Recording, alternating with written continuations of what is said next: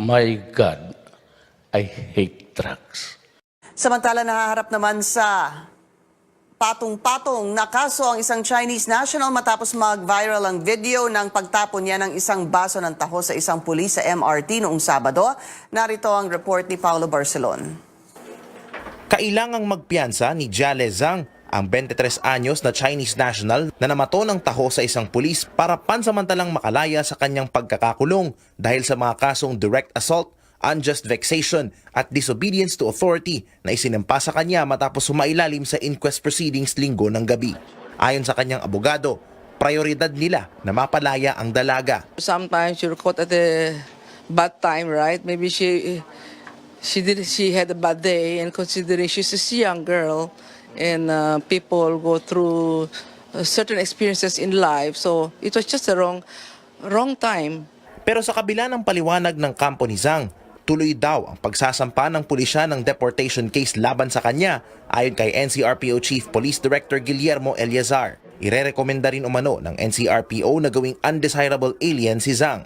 Makikipag-ugnayan din daw ang pulisya sa Embahada ng China ukol sa status ni Zhang sa Pilipinas. Kailangan talaga may recommend natin dahil nakita nyo naman kung ano ang action niya. Undesirable talaga kung titingnan natin.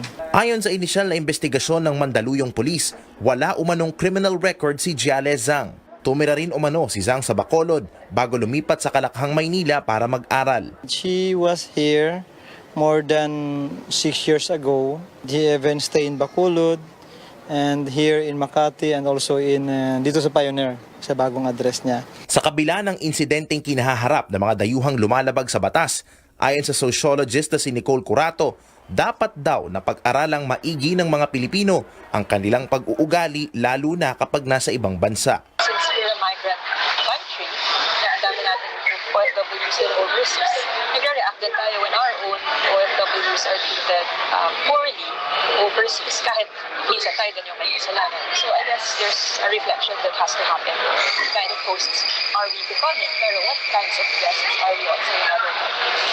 Ayon pa kay Curato, hindi rin daw dapat tingnan na issue ng nasyonalidad ang insidente at lalong hindi dapat tingnan na kaugnay sa serye ng iba't ibang issue sa pagitan ng Pilipinas at China, gaya ng sigalot sa West Philippine Sea, ang pagkuha ng Chinese workers sa mga trabahong pang-Pilipino at ang tila pagiging malapit ng Pangulo sa mga proyekto at inisyatibong mula sa China. I don't think we can isolate this to a Chinese incident. Maybe there's a broader issue of foreigners misbehaving in our country.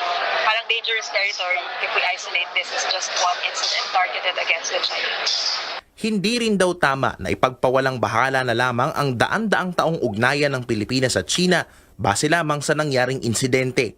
Ayon pa kay Curato, ang mga nangyari sa huling dekada at ang patuloy na pagpasok ng mga dayuhang manggagawa sa Pilipinas ay siyang nagpapaisip sa mga Pilipino na baguhin ang kanilang pananaw, lalo na sa nakagawiang ugali sa pagtanggap ng mga bisita.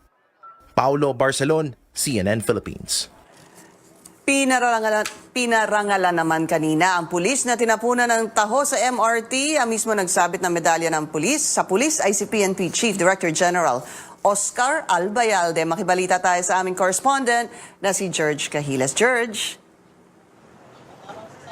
Pinky, tama nga yan at sabi kanina ni PNP Chief Oscar Albayalde ay nagpakita itong si PO1 William Cristobal ng pagiging mahinahon sa pagharap sa ganyang klase ng insidente kahit na siya ay binastos ng isang Chinese national dyan nga sa may bahagi ng MRT station sa Boni, dyan sa Mandaluyong noong Sabado. Sabi ni Albayalde ay pagpapakita daw ito na ang mga pulis ay pasensyoso, mahinahon at nakahanda sa pagharap sa anumang sitwasyon na kanilang kinahaharap. Narito si PNP Chief Oscar Albayalde. Ang pinarangalan natin dito ay yung kanyang one commendable act dito na worthy of emulation by other PNP officers, especially so yung mga nandyan. No, pinakita niya yung kanyang tiyaga at pasensya, no, na kailangan ng ating mga kapulisan talaga. Makikipag-coordinate yung RDNCR PO with the Bureau of Immigration. Then we'll see from there kung anong magiging action ng BID natin. Well, masaya naman itong si PO1 Cristobal sa natanggap niyang medalya ng papuri. At sabi niya, ayan, talaga naman daw nanliit siya doon sa ginawa ng Chinese national. Pero kailangan niyang maging mahinahon at komportable sa ganong sitwasyon. At hayaan na lamang daw niya itong Chinese national na harapin itong mga kasong isinampa sa kanya. Pinky. Tuloy ang pagbabantay ng mga ahensya ng gobyerno para masigurong maipatutupad ang no swimming policy sa Manila Bay habang nililinis pa ito. Mula sa Maynila, may update sa Manila Bay Rehabilitation ang aming correspondent na si Caroline Bonquien. Caroline, paano ba ginagawa nilang pagbabantay dyan? Bukod dun sa mga orange barrier na inilagay nitong nakaraang linggo, may cordon na rin dun sa may seawall mula Manila Yacht Club hanggang US Embassy. Meron ding puting bakal na bakod naman dun sa ibang parte. Bukod dyan ay may mga pulis at MMDA personnel na nagbabantay dito. Kahapon, isang lalaki yung nasampulan ng swimming bag. Inaresto ng pulis ang lalaki matapos tumakbo papuntang Pampang at Lumangoy. Dinala siya sa presinto pero agad din pinakawalan. Namimigay din ng flyer yung mga taga-MMDA para paalalahanan yung mga nakatambay sa baywalk na bawal magkalat. May mga dagdag na rin kasing garbage at recycling bins dito kaya walang dahilan para hindi maitapon ng tama yung basura. Samantala ngayong araw ay pinupulong ng DILG at DNR yung mga alkalde ng nasa 178 na bayan at syudad sa Manila Bay Watershed para dun sa ginagawang rehabilitasyon ng Luok. Isa dun sa hinihingi ni DILG Secretary Eduardo Año sa mga mayor ay ipatupad yung ginagawa ng Valenzuela City na no environment compliance certificate, no business permit. Ibig sabihin, kapag may nakitang violation at kakansilahin yung ECC ay hindi aaprubahan ang business permit o kaya naman halimbawa ay meron silang pending na notice na cease and desist order ay posibleng isuspend yung kanilang business permit. Thank you. Sa ibang balita, nagpatupad ang Agriculture Department ng pansamantalang ban sa mga karning baboy galing naman sa Japan. Sa gitna ito ng pagkalat ng swine fever sa ilang bansa sa silangang Asya. Sinuspindi ng ahensya ang pagpasok ng mga karne at iba pang pork product mula Japan habang tinitingnan pa ng mga quarantine officials ang report ng World Health Organization. Ayon kasi sa ulat ng WHO, apektado na ng swine fever ang ilang bahagi ng Japan kung saan higit 100 baboy ang nagpositibo sa virus. Nasa 15,000 iba pang baboy ang inaasahang kakatayin. Noong Enero, pinigilan din ng pamahalaan ang pagpasok ng mga karning baboy mula sa higit 12 bansa na apektado ng African swine fever, kabilang dito ang China. Ayon sa United Nations, unang natuklasan ng swine fever sa Asia noong 2018 sa bahagi ng Siberia. Inamin ni Senate Committee on Finance Vice Chairman J.V. Ejercito na may mga isiningit sa 2019 national budget tulad ng 24 billion pesos na pondo para sa Health Department. Sa programang The Source, ipinaliwanag ni Ejercito ang paggagamitan ng naturang pondo ay hindi maituturing na pork barrel. I can stand up for it because I know that it went to the Department of Health for the Health Facilities Enhancement Program and for Human Resource for Health, which are really needed. So that's why probably if you would look at the Senate insertions, there are a lot of big amounts, big funding because these are all mostly institutional. Hindi rin direkta ang kinumpirma ni Ejercito kung nakatanggap nga ng tig 160 million pesos ang bawat kongresista. Anya, wala na siyang oras busisiin ang lahat ng laman ng national budget.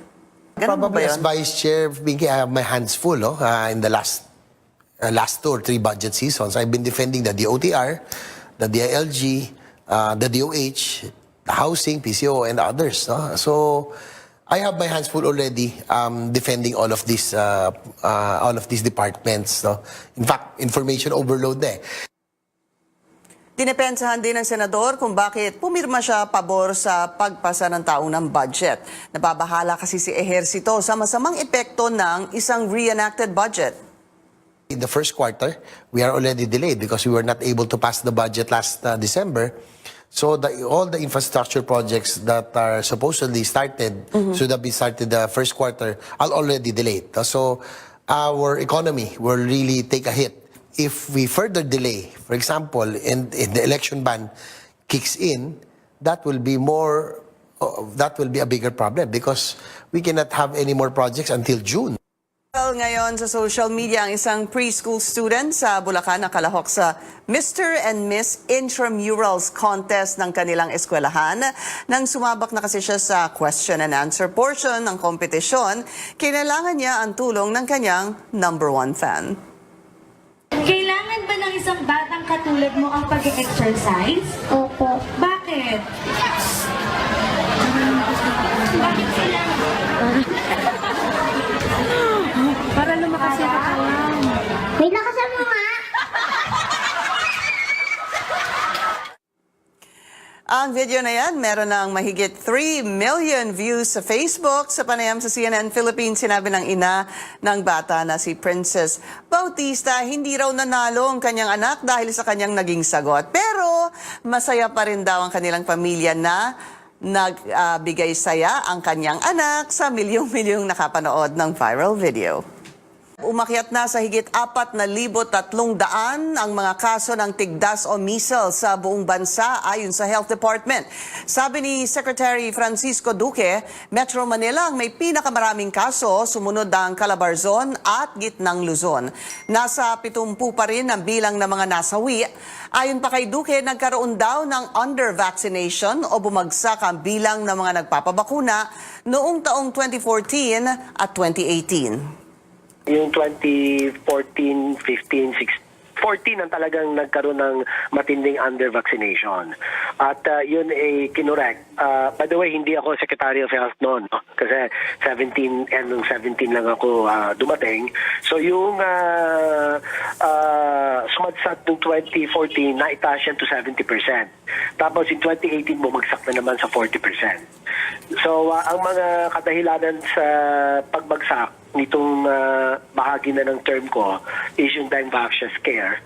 Number 2, yung walang oras ang nanay, busy. Yan ang mga dalawang pinakakaraniwang dahilan kung bakit bumagsak ang coverage ng measles at ng iba pang mga bakuna.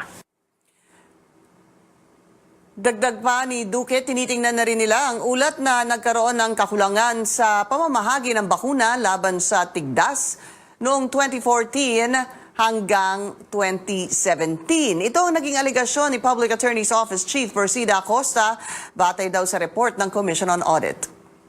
There is an allegation by certain quarters that there was a shortage based on a COA report. But I am not sure.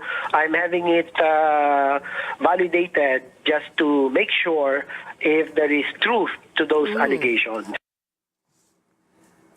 At kausapin po natin ngayon si dating Health Secretary Paulino Bial. Secretary, magandang tanghali po sa inyo. Good afternoon, Pinky, and sa mga tagapakinig natin dito sa CNN. Magandang tanghali po sa inyo, ma'am. Meron daw kasing lumalabas nga na naging problema daw yung distribution noong bakuna. Noong, tinamaan po ng inyong panahon. Ano ho masasabi niyo dito?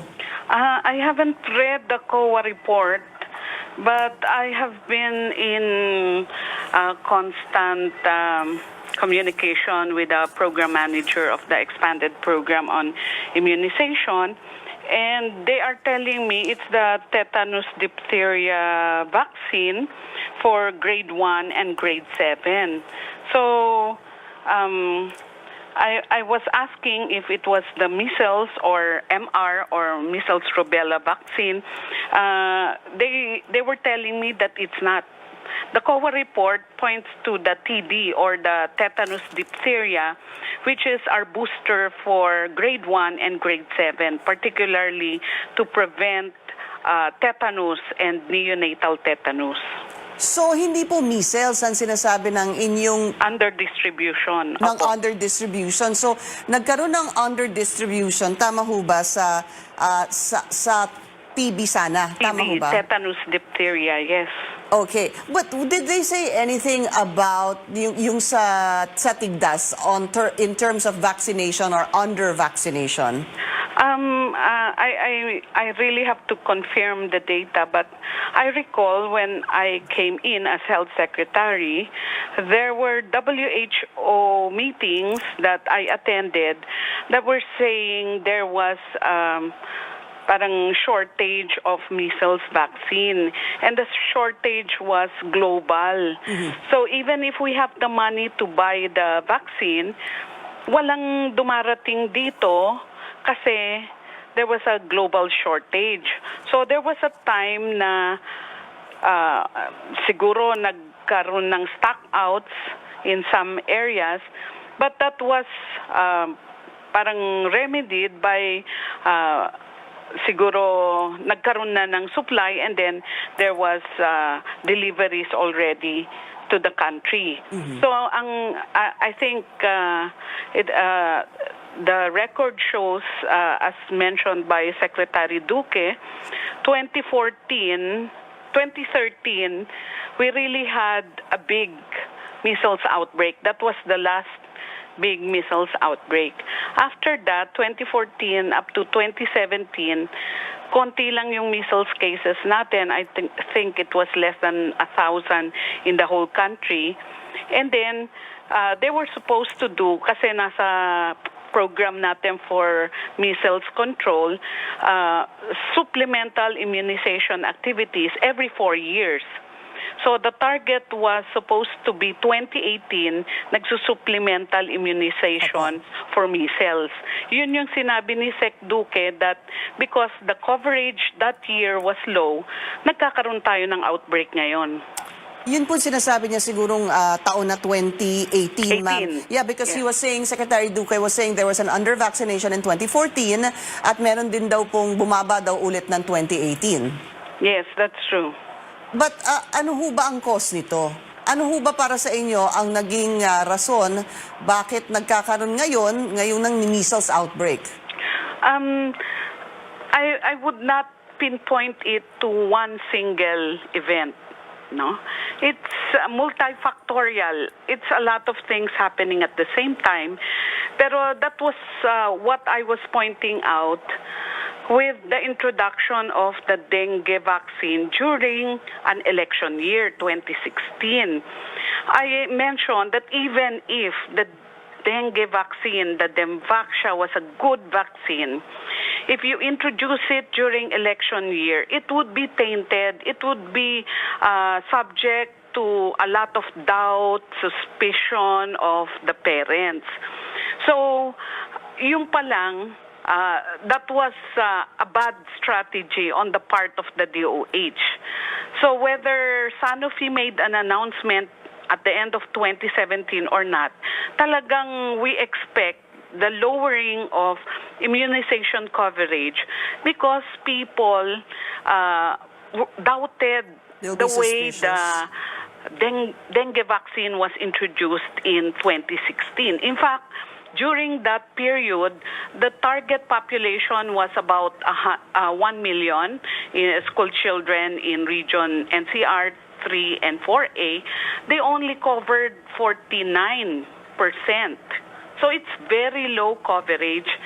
And to think that these are mga children, hindi kagaya ng babies that their parents have to bring them to the health center. These are children and they can actually be immunized easily. Okay. Maraming salamat po sa inyo, dating Health Secretary Pauline Obial. Hindi suportado ni Senate Committee on Health Chairman J.V. Ejercito ang panawagang magbitiw si Public Attorney's Office Chief Persida Acosta sa kabila ng idineklarang measles outbreak sa bansa. Si Acosta kasi ang sinisisi ng ilang mga mambabatas dahil posible raw natakot ang mga magulang na pabakunahan ang kanilang mga anak dahil sa issue ng Dengvaxia. Sa programang The Source, sinabi ni Ejercito na ginagawa lang daw ni Acosta ang trabaho niya.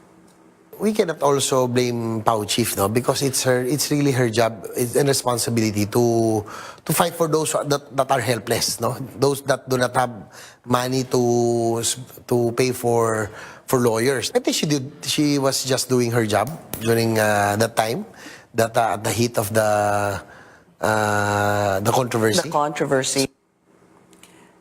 Umapila rin ang senador sa mga magulang na pabakunahan na ang kanilang mga anak para makaiwas sa mga sakit tulad ng tigdas. I'm appealing to the parents to separate the issue of dengue vaccine against the proven vaccines because we will have bigger problems. No? Diphtheria, anti-polio, measles, TB, these are all proven vaccines and it will be better for them. Mas makakabuti kung bakunahan natin ating mga anak, no, sa mga napatunayang ng bakuna.